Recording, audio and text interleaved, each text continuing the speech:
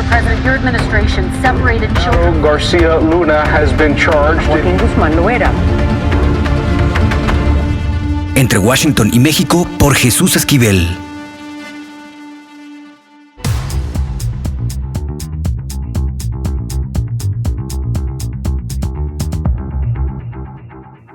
¿Qué oles? Bienvenidos nuevamente a Entre Washington y México. En nuestro país se está debatiendo un tema muy importante para el futuro de inversiones en materia de energía, la reforma eléctrica. Y para hablar del asunto, tenemos al coordinador de la bancada del PAN en el Senado, al legislador Julen Rementería del Puerto. Senador, gracias por aceptar la invitación de Entre Washington y México. Muchas gracias Jesús, un saludo a todo el auditorio, muy buenos días a todos.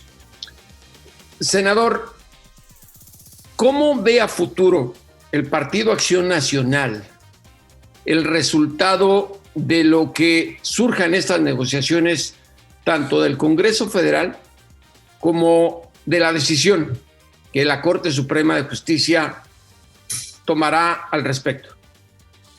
Mira, yo quisiera poner un poquito en antecedente primero. Esta reforma eléctrica, energética, como se le quiera denominar, la verdad es que trastoca las condiciones que naturalmente se han venido sucediendo en los últimos años a partir de la reforma de 2013 y 2014, en donde, bueno, se transformó el sector eléctrico en nuestro país y se permitió la inversión a partir de fuentes privadas y sobre todo también a partir de la generación de energía limpia. Y lo que propone esta reforma, que está, bueno, debatiéndose en la Cámara de Diputados y, por cierto, de manera simultánea también en la Cámara, perdón, en la Suprema Corte de Justicia de la Nación, pues me parece que es verdaderamente una regresión a cosas que ya no funcionan en el mundo, que no funcionaron en México y que debemos de evitar. ¿Cuál puede ser la suerte? Me parece que en la Cámara de Diputados pues no pasaría, es lo que se ha anunciado por parte de los partidos de oposición como el PAN, como el PRI, como el PRD, y con los votos de ellos tres, o sin los votos de ellos tres, mejor dicho, no podría pasar porque se requiere una mayoría calificada. Por lo tanto, en la Cámara de Diputados estaría pues imposibilitada de transitar esta reforma. Y luego, bueno, lo que tenemos en la Suprema Corte, el día de ayer hubo una sesión justamente en donde se trató del tema, porque se planteó por parte de los senadores de oposición en México una acción de inconstitucionalidad respecto a la ley de la industria eléctrica que se había aprobado el año pasado y que por supuesto pues no beneficia al país. En esta ley, si llegara a declararse su constitucionalidad, pudiera ser como aprobar desde la Suprema Corte modificaciones a una ley volviéndola constitucional que serían el corazón de la reforma energética. Y esto, por supuesto, también dañaría al país. ¿Qué se espera?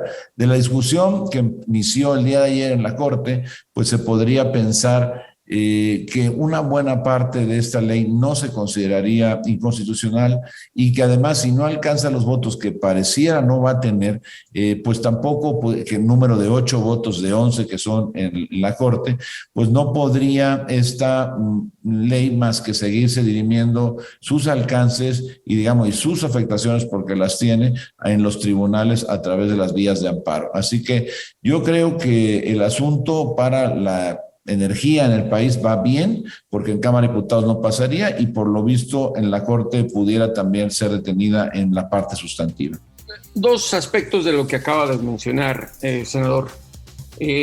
Lo que menciona de lo establecido en los cambios en 2013 y 2014, hay varios reportes de que en todos esos contratos que se han establecido hay corrupción.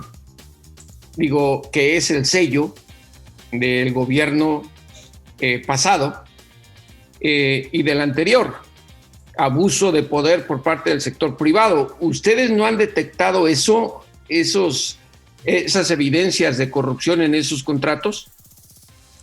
Mira, yo te diría que si hay corrupción hay que denunciarla, hay que O sea, ¿no la han detectado ustedes en esos contratos? No, porque al final nosotros no es la Cámara de Senadores la encargada de revisar los contratos. Nosotros en todo caso lo que tenemos que revisar es los alcances de una reforma que está siendo propuesta por el gobierno mexicano. Lo que nosotros tenemos a la vista es una propuesta de reforma que, digamos, contradice una legislación vigente, incluso a nivel constitucional, y que a nuestro juicio permite una regresión del sistema eléctrico. Pero perdón que lo interrumpa, pero el papel legislativo de cualquier partido en el Congreso Federal es precisamente hacer eso, revisar lo que hay con lo que se quiere reformar. E incluso, pues hay declaraciones ya de integrantes y exintegrantes de su partido, de Acción Nacional, incluso del expresidente Madero, señalando que hay corrupción en esos contratos. ¿Qué quiere decir? Que en esta revisión que están haciendo... Hay que meter a la cárcel a los que hayan tenido que ver con esos contratos, a los que hayan caído en actos de corrupción, pero eso no implica, perdón que te lo diga, que tengamos que echar atrás una legislación que puede ser buena para el país. Sin duda no estamos para tolerar ningún acto de corrupción y habría que denunciar y meter a la cárcel. Hay que hacerlo. En eso no tenemos ninguna objeción, pero también tengo que decir con sinceridad, no es la Cámara de Senadores la instancia para averiguar y para enjuiciar a quienes firmaron los contratos. Ahí está la Secretaría de Función Pública, está la Fiscalía General de la República, está la Comisión de Vigilancia en la Cámara de Diputados, que son las instancias para ello. Evidentemente sí. Lo que no podemos es permitir que en diferentes instancias del gobierno mexicano, como por ejemplo la Cámara de Senadores, que no tiene esas facultades, pues tenga que meterse a cosas que no le están pues encargadas a la Cámara de Senadores. Por eso mi respuesta al inicio era, pues nosotros no tenemos que ver con eso. Ahora, no estamos en ningún caso, y particularmente lo digo yo, Julen Rementería, que metan a la cárcel a los que tuvieron que ver con eso. Es que yo no estoy hablando de que sea el Senado, en este caso, la entidad que emita juicios y castigo. Bueno, perdón, es que eso entendí. Es que lo que estoy diciendo es que al revisar, que para eso está el Congreso, tenemos que hacerlo. Para eso está el Congreso, hacer los cambios a las leyes, tomando en cuenta lo que ya está estipulado. Por eso se llama reforma, si no estaríamos sin hacer nada. Pero mi punto aquí es muy claro. Sí está usted también reconociendo que hay corrupción en ese tipo de contratos, sobre todo a nivel internacional, que esa es la imagen peor que ha tenido México en los últimos años, en las cuales entidades judiciales de otras naciones han tenido que hacer acusaciones a integrantes del sector privado y gubernamental que están metidos en corrupción en el sector energético de México. Yo considero que tiene que investigarse en la instancia correspondiente. No es el Senado de la República, donde yo desarrollo mi trabajo, la instancia para ello. Sí las hay en el gobierno mexicano y tienen que responder por ello y, por supuesto, enjuiciar y meter a la cárcel a quien tenga que ser responsable. Ahora, el otro punto que le mencionaba es sobre su vaticinio respecto a que si se aprueba o no.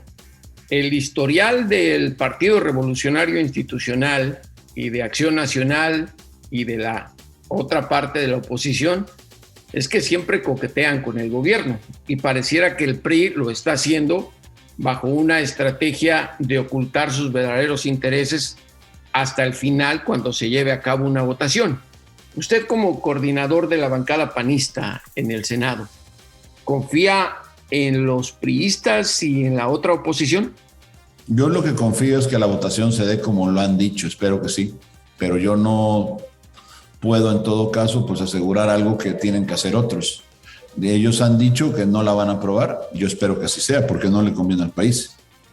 Pero bueno, ¿cuántas veces, digamos, esta conjunción de ideologías que uno ya como ciudadano de a pie y mexicano no sabe qué significan, dicen una cosa y hacen otra? Porque imagínese, usted, me imagino que como panista, el aceptar una conjunción con el PRI va contra natura, y sobre todo con el PRD, que digamos es increíble pensar que el PRD a estas alturas, con los años y su historial que tenía, estén en mancomunión con el PRI, con el PAN, para llevar a cabo esta estrategia. Pero más allá de eso, senador, y espero que me dé su punto de vista al respecto, ¿en qué le conviene a México mantenerse en el status quo sin un cambio fundamental a temas energéticos en donde, aunque usted ya lo aclaró, el Senado no es la entidad para castigar, sí se reconoce que están salpicados de corrupción los contratos del pasado y vigentes?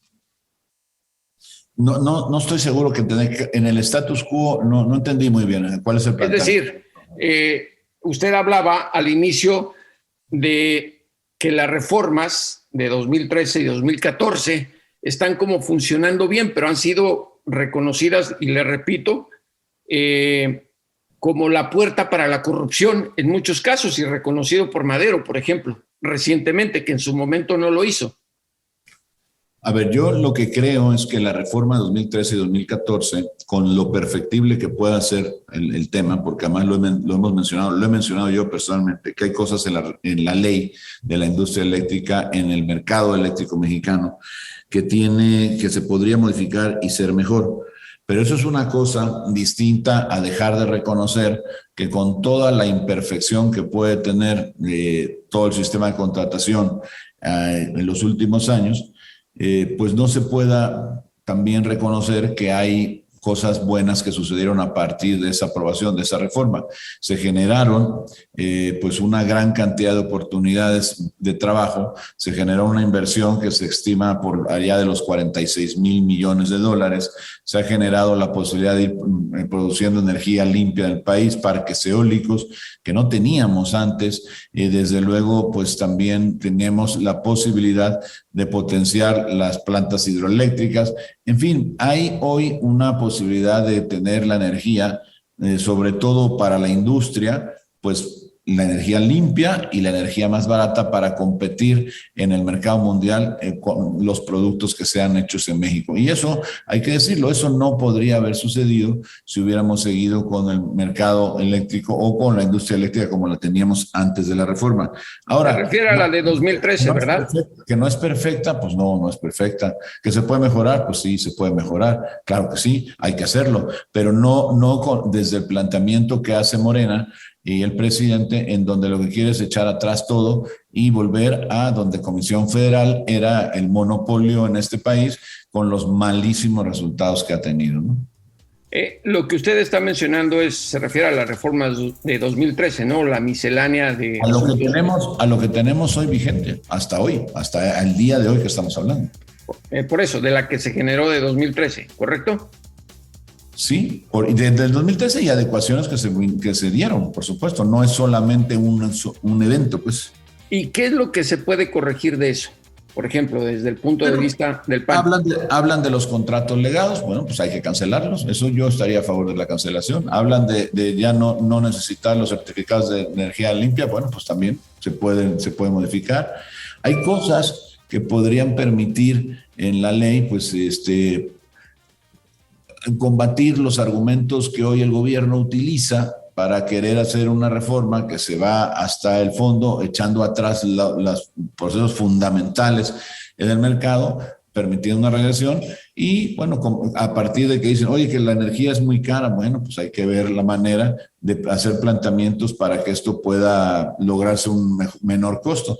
Pero no se va a lograr un menor costo simplemente desapareciendo la competencia y dejándole todo en manos de la Comisión Federal de Electricidad. Eso no funciona más en el mundo. Esa no es la forma en la que se hacen las cosas o en la que se debieran de hacer. Por lo tanto, me parece que sí, efectivamente puede haber algunas cosas que se tengan que hacer. Por ejemplo, el porteo, que es una de las quejas que tiene también el gobierno mexicano, se puede responder, se puede arreglar, pero se tiene que arreglar de las leyes secundarias. No hay necesidad en ningún caso de modificar la Constitución, permitiendo que absorba como un monopolio todo el mercado eléctrico en nuestro país, la Comisión Federal de Electricidad, porque es una verdadera regresión y sería un gravísimo error para México y para su economía, no para el mercado eléctrico, para la economía en general. Ahora, ¿qué son los contratos legados y por qué se tendrían que cambiar? Bueno, es que es lo que ellos dicen, se quejan amargamente, pues acabemos con ellos, ya está, punto, se acabó. Son los que vienen del pasado, estos contratos que se dicen que están llenos de corrupción, acabemos con ellos. El PAN está de acuerdo en acabar con ellos. Sí, claro. Ahora, senador, hay otro aspecto. Se han quejado varios de sus correligionarios, incluso la gente del PRI y del PRD. Esos no son correligionarios míos, ¿eh? ¿Perdón? Esos no son correligionarios. No, dije correligionarios suyos, los del PRI y del PRD. O sea, panistas, priistas y perredistas de que Morena va a hacer lo que quiera el presidente en el Congreso. Pues la historia política de nuestro país y reciente impone que esa es una tendencia cuando un presidente de la República tiene la mano en el número de legisladores de su partido en el Congreso. Eso lo hizo Calderón, lo hizo Fox y lo hizo Peña Nieto. ¿Por qué extrañarse de esto? Que te corrija, sí, pero sí. No fue así. Pero hacían lo mismo. No me va a decir usted que no. Negociaban incluso con gente que uno decía, caray. Ni Fox, ni Calderón, ni Peña Nieto, hay una gran diferencia. Ellos podrían mandar de entre sus grupos legislativos y lo hicieron, sí. Pero ojo, el presidente Andrés Manuel tiene una condición mucho mayor para poder incidir en los resultados de las decisiones legislativas, porque ni Fox, ni Calderón, ni Peña tenían mayoría simple de sus diputados para poderlo hacer. Hoy Andrés Manuel tiene eso y mucho más. Y hay una gran diferencia entre decirle a tus diputados que tengan la mayoría, que hagan lo que quieras, o decirle a un grupo que puede ser la primera mayoría, pero que no tenga la mayoría absoluta. Y eso significa muchísimo en las sesiones de la Cámara, créeme, ¿no? Pero eran las mismas tretas de negociación, no me diga que no. No necesariamente. Teníamos el asunto de los moches en el caso del PAN, por ejemplo. No puedes negociar lo mismo cuando no tienes la mayoría calificada, cuando la tienes. ¿Me entiendes? Entonces no es exactamente lo mismo, ni siquiera cerca. Desde luego que en la política se trata de negociar. A ver, ¿qué es la política? El arte de negociar y consensar, respetando lo plural, sin olvidar lo común y superar las diferencias. Sí, eso es la política. Claro que sí. Ahora, hay quien la hace de una manera y quien la hace de otra. Hay quien tiene condiciones como ahora la mayoría absoluta y hay quienes antes no la tenían y tenían que ceder cosas, pues sí, porque las condiciones para negociar pues eran las que estaban planteadas en el escenario en ese momento. ¿Cree usted que se pueda incurrir por parte de Morena a pecados del pasado como el de repartir dinero, los moches, como lo hizo su partido en algún momento? No creo, porque ha sido muy clara la posición. Yo no voy a hablar de los demás partidos, pero en el PAN no hay posibilidad de que eso suceda porque ha sido una posición muy clara de todos los legisladores en la Cámara de Diputados y en la Cámara de Senadores.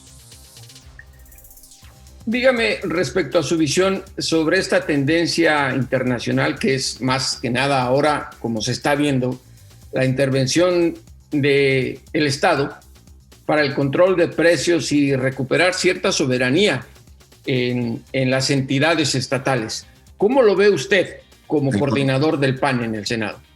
El control de precios me parece una barbaridad que no debiera de darse. Me parece un verdadero desatino por parte del gobierno y sería verdaderamente mortal para la propia economía del país. ¿Por qué?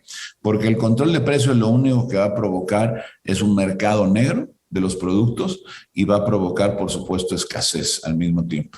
¿Y a quién perjudicas con eso? Pues perjudicas a aquel que dices que quieres apoyar. Entonces, ¿por qué quiere el presidente o por qué argumenta lo del control de precios? Porque dice que la inflación está incontenible y que si no cede la inflación, él tiene que controlar los precios de los productos básicos.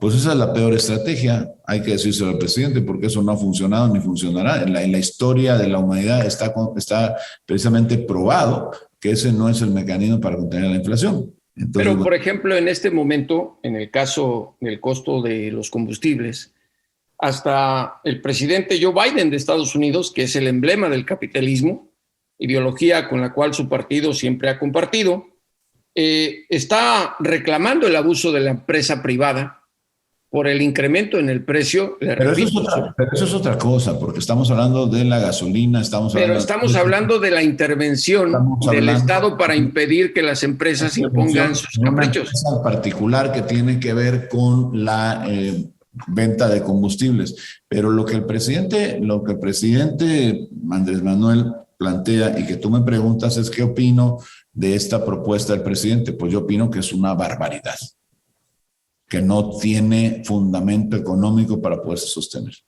Ahora, el PAN como oposición y un grupo político que ha quedado muy disminuido, recurre en ocasiones a gente que los abandonan y por intereses personales tal vez, como Margarita Zavala, regresan al partido. ¿Se sienten en realidad identificados con un sector de la sociedad, con este tipo de gente que pudiéramos llamarlo volubles?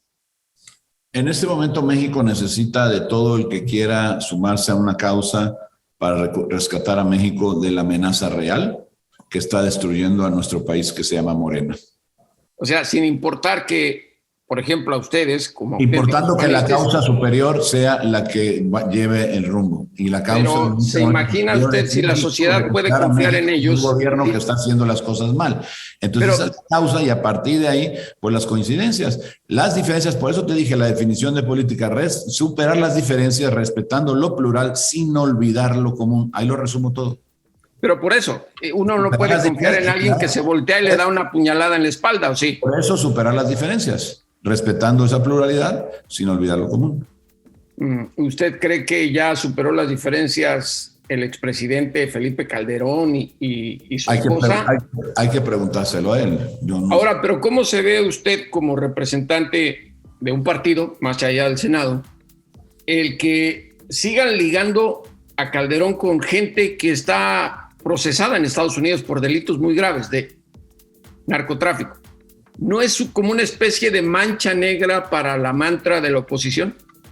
No, yo no lo veo así. ¿Cómo lo ve usted? Yo no lo veo así. Me parece que no es una mantra y que el presidente Calderón ha sido el mejor presidente que ha tenido este país. Eso es como yo lo veo. ¿Me preguntas cómo lo veo? Pues así lo veo. O sea, ¿usted cree que él nunca se enteró lo que hacía Genaro García Luna con el narcotráfico? Yo creo que el presidente Calderón ha sido el mejor presidente de México. Lo demás, estas desviaciones en cuanto al pensamiento y lo que mencionas tú, pues eso no las comparto. Pero son hechos, senador, no son desviaciones. Genaro García Luna está preso en Estados Unidos. ¿Usted le cree a Calderón que no sabía lo que hacía el secretario de Seguridad Pública? Yo creo que el presidente Calderón ha sido el mejor presidente de este país. Eso es lo que yo creo. Senador, gracias por su tiempo. Y por estar aquí entre Washington y México para hablar con toda la apertura sobre los asuntos más importantes del país. Esperamos contar con usted más adelante. Muchas gracias. Un saludo a todos. Muy buenos días.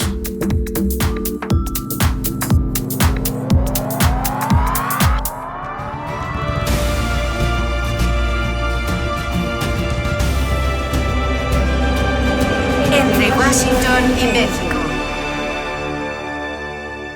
Volvemos. Pucha Play con Gonzalo Lira.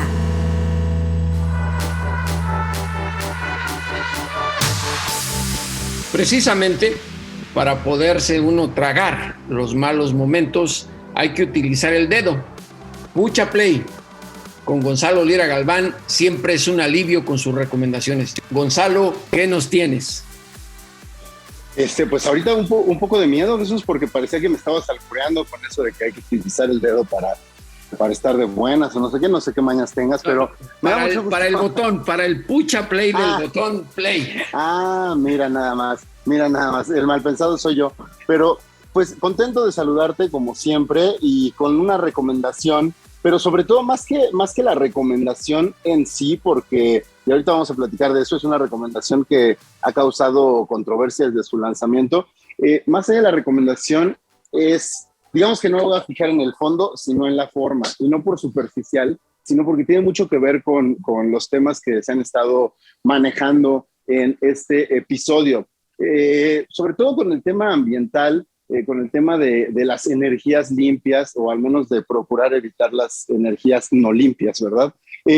¿A qué me refiero? Estoy hablando de la serie documental o del programa, no sé cómo se le podría llamar, Pan y Circo, que produce y protagoniza Diego Luna. Diego Luna, este actor de Hollywood, que se viene a México con Prime Video a producir esta serie de episodios en la cual sienta en una mesa en la que se come y en la que se bebe y por lo tanto se calientan los ánimos a diferentes personajes, diferentes personalidades de la vida pública a enfrentar ideas sobre temas que pues están dentro de la agenda, ¿no? ¿Y por qué estoy sacando esto a colación? Más allá de que invito a la gente a que le eche un ojo y digamos que opine, tanto si le gusta el ejercicio o no, si está de acuerdo con los invitados y las invitadas de estos episodios o no, sobre todo a que pensemos detrás de cámaras. Un episodio de uno de estos programas, y yo te lo cuento porque tuve la oportunidad de visitar el set, requiere no solo de mucha energía en cuanto a lo que se usa para las cámaras, para las luces, etcétera, sino que además genera mucho desperdicio. ¿Por qué? Porque pues se está preparando constantemente de comer, se está sirviendo constantemente de beber, y sabemos que quien haya hecho una reunión de más de 4 personas en su casa, se genera mucha basura a partir de ello. Sin embargo, durante esa visita al set platiqué con Diego Luna, pero sobre todo platiqué con Stephanie García, que tiene un cargo que no existía antes dentro de los sets de filmación, Jesús. Le llaman greener, ¿no? Greener, que viene de la palabra green en inglés, y que se refiere a una persona que está supervisando constantemente que, digamos, el desperdicio que genere o la basura que genere un set sea el mínimo posible, para que entonces midan ellos la huella de carbono que puede dejar una producción en particular. Esto fue lo que me contaron tanto Diego Luna como Stephanie García sobre la figura del greener, o en este caso la greener, ¿no? Y cuáles pueden llegar a ser las repercusiones de utilizar o no utilizar a una persona que se dedica a esto. Estamos, por ejemplo, en un set donde la gran mayoría de las cosas que ves son recicladas, hay una historia detrás de lo que tenemos aquí. Estamos tratando de producir de una forma distinta, de tener un impacto mucho menos nocivo con nuestro entorno. Estas mesas, por ejemplo, se las compramos a un señor que tuvo que cerrar su restaurante por COVID. Son mesas de un restaurante que hoy no está abierto por la crisis de la pandemia, que es el tema de nuestro programa. Específicamente aquí lo que estamos haciendo y lo que estuvimos haciendo fue apoyar a esta producción, a Pan y Circo, a alinear sus prácticas con la sustentabilidad.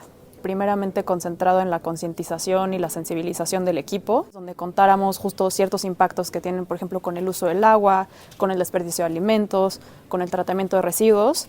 Entonces ese, digamos, era nuestro enfoque de concientización y sensibilización. Pues qué innovador esto del greener, mi querido Gonzalo. La pregunta que yo les hubiera hecho es ¿cómo evitar o cómo rehusar las consecuencias de tomar tanto vino mezcal, que es lo que hacen en esta serie? Bueno, te voy a decir una cosa, y yo que tuve la oportunidad de estar en una de las grabaciones de los episodios, sí, luego hay a quien se le sube. Me tocó ver a Citlali Hernández enfrentarse con Jesús Silva Herzog en uno de los episodios, y vaya que se calentaban los ánimos, y entre más se calentaban, más tomaban, y era como un círculo vicioso. Así que le echen, en esta nueva temporada hay un episodio sobre democracia, y es en el que se pusieron a discutir. Se pone bueno, uno esté de acuerdo o no, al menos para el morbo, son buenos episodios. Ya ven por qué les digo que aunque la ampolla salga en el dedo, hay que hacer el pucha play, porque hasta los tragos más amargos se pasan. Con Gonzalo Lira Galván, sus recomendaciones. Gracias, Gonzalo. Gracias a ti, Jesús. Lo importante es leer, con Fernanda Álvarez. Lo más importante es leer, y aquí en Entre Washington y México, esa es una manda de Fernanda Álvarez de Penguin Random House. ¿Qué nos tienes, Fer, como recomendación de lecturas? Hola, querido Jesús, pues hoy traigo unos ensayos y una novela. Así que voy a empezar con los ensayos para aquellos que gustan de leer este tipo de contenido. Y es un libro de Juan Miguel Zunzunegui, que es un autor bastante prolífico, que también ha escrito novelas, y que en este caso viene con una compilación de ensayos titulado La Revolución Humana. Como podrás imaginar, es un título bastante ambicioso, pero lo consigue porque nos habla desde la época prehispánica hasta la época de la Revolución Industrial, de qué manera el ser humano cree que ha tenido el control sobre las cosas, cuando en realidad siempre ha sido sometido por otras habilidades u otros poderes, o simplemente por otras personas. Es decir, la intención de Zunzunegui, además de contarnos la historia de cómo ha ido progresando, de los cambios materiales y físicos que ha habido a lo largo de todos estos siglos, es decir, de qué manera nosotros hemos creído una historia que no es real, de qué manera nosotros podemos tener conciencia de lo que nos ha sucedido y tener una claridad mucho más amplia para llegar a un estado más clarividente, digamos, de las cosas. Entonces es un libro que siempre mezcla, al estilo Juan Miguel Zunzunegui, todo el tipo de historias la revolución, las luchas, las guerras, los poderes, las monarquías, las caídas, pero para decirnos que detrás de todo eso siempre ha habido un otro que está por encima de nosotros y de qué manera podemos llegar a esta liberación mental sobre todo. Entonces es un libro interesante con un mix para todo tipo de lectores. Y por otro lado, traigo una novela que se llama Los lugares verdaderos, de Gastón García Marinozzi. Es una novela relativamente corta y me gusta mucho porque es la historia de Pedro, un 24 de diciembre, todo sucede en un día, en el cual nos va relatando cómo está a punto de romper con su pareja Ana. Es una historia que siembra muchas preguntas como lectores, así que cuidado, depende en qué momento de lectura estén ustedes con sus relaciones amorosas, pero sin estruendos, sin que haya una verdadera pelea, sin que haya algo de fondo, pues nos dice que el amor se acabó. Y lo equipara, digamos, a estos cantos de las ballenas y de cómo viven las ballenas y a la búsqueda del gran amor, ¿no?, que nos han vendido este amor romántico, como si hubiese sido la ballena de Moby Dick.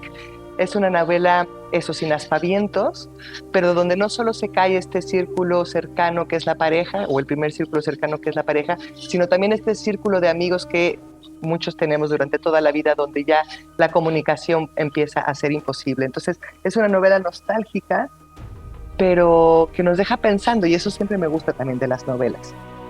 Claro, de eso se trata, que te hagan reflexionar, te hagan visualizar lo que ocurre alrededor o hasta en ti mismo después de leer una novela y algún ensayo, sobre todo si se trata de reflexiones del comportamiento del ser humano. Sí, romper ataduras, ¿no? Porque Juan Miguel Zunzunegui siempre plantea eso, ¿no? Que creemos que somos libres, que creemos que siempre elegimos y siempre nos pone en debate de cómo es el otro que ha estado por encima, llámese poder, ¿no? Llámese Estado, llámese gobiernos, pero de qué manera logramos esta conciencia para que tengamos una comunicación con esto llamado universo, Dios, como cada quien lo llame, pero lo importante del ser humano no es eso, no es el poder, no es el someter, no es el estar debajo, sino realmente tener una conciencia, ¿no?, con mayúsculas, para comunicarnos con ese otro ser superior a nosotros, que es más importante que todo lo que tenemos aquí visible. Y el de los lugares verdaderos, pues eso, yo nada más les diría que tengan cuidado en qué momento de su vida personal están, porque si no, sí les va a hacer cuestionarse esta relación de pareja que tienen. Pero una lectura, si no te hace reflexionar o te crea preguntas, me parece que no tiene ningún sentido, o por lo menos eso es lo que creo yo, mi querida Fer, y por eso es una maravilla tenerte y que estés con Penguin Random House, que nos hace el favor de aceptar que estés haciendo recomendaciones. No, pues siempre es un placer hablar de libros, la verdad, querido Jesús. Y conste que no me hago responsable de los resultados después de leer Los lugares verdaderos de Gastón García Marinozzi, ¿eh? Pues ya lo saben, lo más importante es leer, y de verdad es un tesoro tener a Fernanda Álvarez aquí en Entre Washington y México. Gracias, Fer. Gracias, Jesús. Y ahora sí, como siempre, a los criminales y a los políticos, devuélvanos a ese México que nos arrebataron. Hasta la próxima.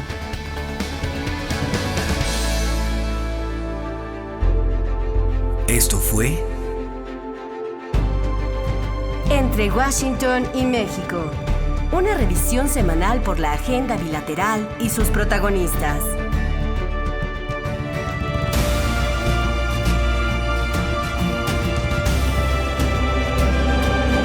Entre Washington y México.